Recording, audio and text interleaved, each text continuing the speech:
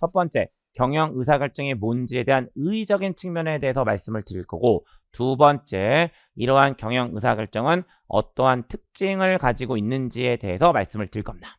그 다음에 마지막으로 이러한 경영 의사결정의 유형에는 어떠한 것들이 있는지까지 정리를 하시게 될 거고, 그게 바로 경영 의사결정 쪽에서 정리하시는 내용이 되는데, 첫 번째, 의의적인 측면이고요.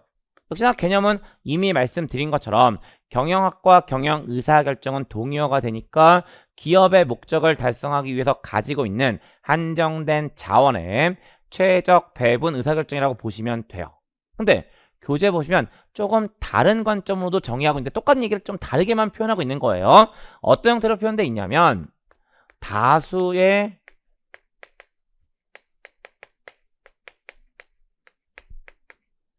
대안들 중에서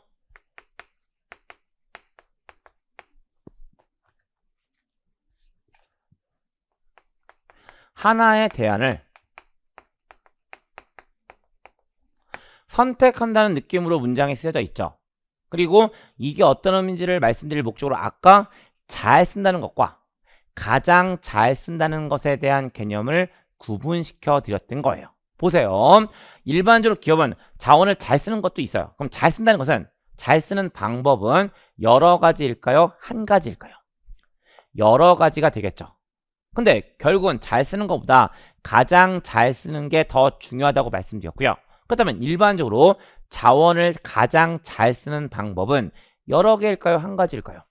한 가지일 거예요. 그래서 경영 의사결정은 자원을 잘 쓰는 다수의 대안들 중에서 가장 잘 쓰는 하나의 대안을 선택하는 과정이다라고 보시면 되고요. 그렇게 설명드리면서 조금 다른 관점으로 경영 의사결정에 대한 개념을 잡아드리게 되는데, 이거보다 더 중요한 건 근데 이 경영 의사결정 아무렇게나 하는 것이 아니라 일정한 절차 또는 과정을 가지고 있다라고 하는 거고, 이 절차, 과정에 대해서 정리하시는 것이 너무나 중요하죠. 예. 그러니까 물론 이제 절차 자체를 그대로 물어보기도 할 거고요. 그 다음에 앞으로 경영을 하시면 있어서 그 절차적인 문제들을 가지고 이해해야 될 것들도 생각보다 좀 있을 거거든요. 그래서 경영 의사결정의 절차, 과정에 대한 내용들은 정리를 좀 잘 해 놓으셔야 되는데, 역시 그 목적상 뭐부터 출발을 할 거냐면, 그렇다면 이 경영 의사결정은 언제 시작되는지에 대한 내용부터 이야기를 해야 될 겁니다. 근데 이건 역시 기업 얘기하지 말고요, 우리들 이야기하겠습니다. 역시나 아까도 말씀드렸지만 이런 설명이 가능한 이유는 우리들이 수행한 의사결정과 경영 의사결정이 한치의 오차도 없이 똑같지는 않겠지만 본질에서는 차이가 없기 때문이라고 말씀을 드렸잖아요. 그러면 여러분들 의사결정에 대한 경험이 풍부하시니까 그 경험들을 떠올려 보시면 여러분들께서는 언제 의사결정을 시작하셨을까요? 라고 여쭤보면 너무나 많은 대답들이 나올 듯해서 객관식으로 여쭤볼게요. 1번 만족, 2번 불만족. 여러분들께서는 만족과 불만족 중에 언제 의사결정을 시작하셨을까요? 당연히 불만족일 때 의사결정을 시작하셨을 거예요. 그러면 여러분들께서는 언제 불만족을 느끼실까요? 아마 이럴 때 아니었을까요? 여러분들께서 현재 처해 있는 상태가 있고요, 여러분들께서 원하는 상태가 있으실 거예요. 그리고 이 두 개가 일치할 때일까요? 일치하지 않을 때일까요? 일치하지 않을 때 불만족을 느끼셨을 거고, 그때 의사결정은 시작됐을 거예요. 기업도 마찬가지예요. 기업의 현재 상태가 있을 거고요, 기업이 도달하고자 하는 목적 상태가 있을 겁니다. 그리고 이 두 개가 일치하지 않을 때 경영 의사결정은 시작이 되는데, 기업이니까 불만족이라고 표현하지는 못하겠죠. 그리고 그걸 경영학에서는 뭐라고 표현하냐면 현재 상태와 목적 상태가 일치하지 않는 상태를 프로블럼, 문제라고 표현하게 돼요. 그래서 경영 의사결정은 문제가 인식되었을 때 시작된다라고 보시면 돼요. 그 다음에 이제 어떤 절차가 오는지를 정리할 목적으로 역시나 우리들 얘기할 거예요. 그냥 경험적으로 보면 우리 일상생활 하시다가요, 그 배에서 꼬르륵 하고 소리가 들렸어요.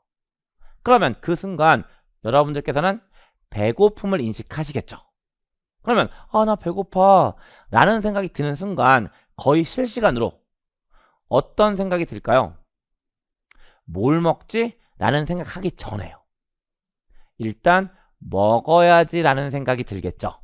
그리고 그걸 우리는 뭐라고 이야기하냐면 목적을 설정하는 거예요. 또는 목적을 확인한다라고 이야기하는 겁니다.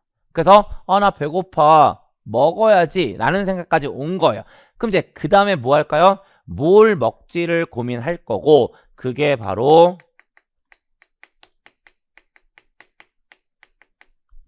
대한 탐색의 절차가 된다라고 보시면 되겠죠. 그러면 뭘 먹지를 고민한 끝에 역시나 한국인의 최대 고민거리 짜장과 짬뽕이라는 두 가지의 대안이 도출됐다라고 가정하자고요. 그러면 현실적으로는요. 짜장과 짬뽕이라는 두 개의 대안을 선택하는 것이 가능할까요? 짬짜는 없어요. 짬짜는 없고요. 그냥 짜장과 짬뽕이라는 두 개의 대안이 있는 겁니다. 그러면 현실적으로는 짜장과 짬뽕이라는 두 가지 대안을 선택하는 것이 가능할까요? 네, 가능할 것 같아요.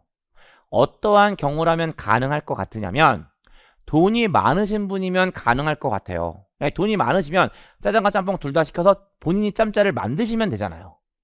그 다음에 어떠한 경우도 가능할 것 같으냐면 위대하신 분들도 가능하실 것 같아요. 위가 크신 분들, 많이 드시는 분들이요. 예, 많이 드시는 분들이라면 짜장 한 그릇, 짬뽕 한 그릇 드실 수 있으실 거잖아요. 그래서 현실적으로는 짜장과 짬뽕이란 두 개의 대안을 선택하는 것이 가능하십니다. 하지만 경영학적으로는 안 돼요. 왜 안 될까요? 돈이 많다, 위대하다. 이 두 가지는 경영학적으로 한 가지 가정을 위배하고 있죠. 어떤 가정? 한정된 자원이라는 것에 대한 것들을 위배하고 있어요. 그러니까 경영학적으로는 짜장과 짬뽕이라는 두 개의 대안을 다 선택할 수 없으니까 둘 중에 한 가지를 골라야 되는데 고르기 전에 뭐 할까요? 그냥 눈 감고 하나 찍을 수 있는 것은 아니잖아요. 당연히 탐색된 대안들을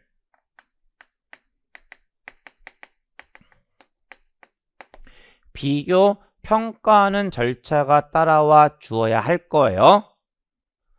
역시나 그 짬뽕과 짜장의 예를 가지고 말씀드리면 물론 의사결정자마다 그 기준은 다를 거예요. 그 기준은 다르지만 짜장과 짬뽕을 비교 평가할 거라는 거죠. 간단히 예를 들면 화폐적 제약이 있는 사람이라면 짜장이 얼마고 짬뽕이 얼마인지를 가지고 비교 평가할 겁니다.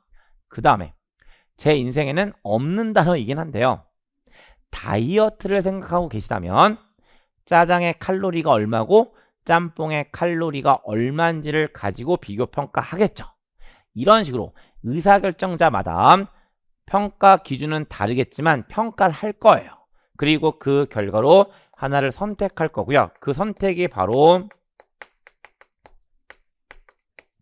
의사결정이라고 보시면 되는데 좀 전에 그 짜장과 짬뽕이에요. 그거 가지고 의사결정의 절차 따라 오셨고 크게 문제 없잖아요. 근데 이 절차 역시나 칠판에 판서하면서 갔으니까 교재 내용과 다르지 않아요. 결국 우리들이 의사결정을 수행하는 순서와 경영 의사결정의 순서가 크게 다르지 않다는 겁니다. 그러니까 이렇게 이해해 놓으시면 경영 의사결정의 과정과 관련된 이야기들까지도 다 말씀을 드렸는데 용어 하나를 좀 붙여서 갈 필요성이 있겠네요. 아까도 말씀드린 것처럼 경영 의사결정은 문제가 인식되었을 때 시작이 되죠. 근데 이 절차를 쭉 밟아서 가다 보면 의사결정까지 가면 이제 이 문제는 여전히 남아있는 걸까요? 사라진 걸까요? 문제는 사라졌어요. 그리고 우리는 문제가 사라진 걸 뭐라고 이야기할까요? 문제가 해결되었다라고 이야기를 하는 거죠. 그래서 경영 의사결정은 problem solving, 문제 해결이라는 것과 동의어가 된다라고 보시면 되세요.